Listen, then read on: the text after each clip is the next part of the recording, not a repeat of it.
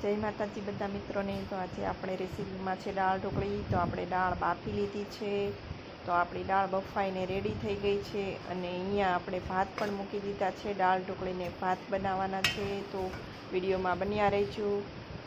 અને અહીંયા આપણે લોટ બાંધી દીધો છે ઢોકળી માટેનો। તો મેં એમાં ચણાનો લોટ અને ઘઉંનો લોટ મિક્સ કરેલો છે, અને અંદર બધા મસાલા કરેલા છે આપણે રૂટીન જે મસાલા હોય તે મરચું, હળદર, ધાણા જીરું, અજમો એ બધું નાખીને મેં લોટ બાંધીને તૈયાર કરી દીધો છે।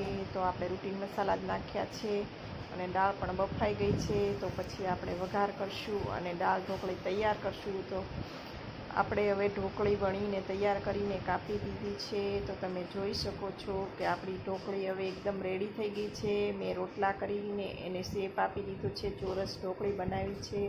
તો તમે જોઈ શકો છો કે આપણી ઢોકળી તૈયાર છે।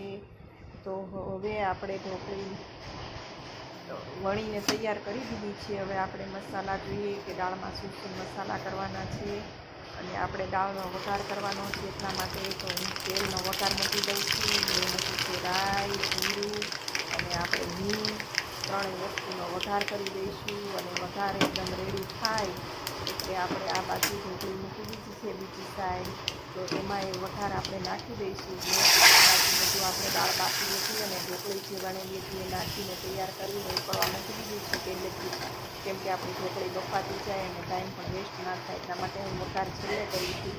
કેમ કે આપણે જો વઘાર પહેલેથી કરીએ તો ઢોકળી બફાતા વાર લાગે છે, એટલા માટે હું સૌથી પહેલાં બાફવા મૂકી દઉં છું ને પછી ઉપરથી વઘાર એડ કરું છું। તો આપણે વઘાર એડ કરી હવે આપણી ઢોકળી સરસ ઉકળવા માંડી છે।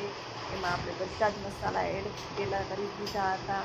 હવે આપણે વઘાર કર્યો છે, તો સરસ મજાની ઢોકળી ઉકળી રહી છે, તમે જોઈ શકો છો। આપણે ઉકળી રહી છે દાળ ઢોકળી, બધું મીઠો લીમડો, ટમેટા બધું બફાઈ ગયું છે, અને લસણની કટકી પણ નાખી છે, જેનો ટેસ્ટ ખૂબ સરસ આવે છે। ચાલો બધા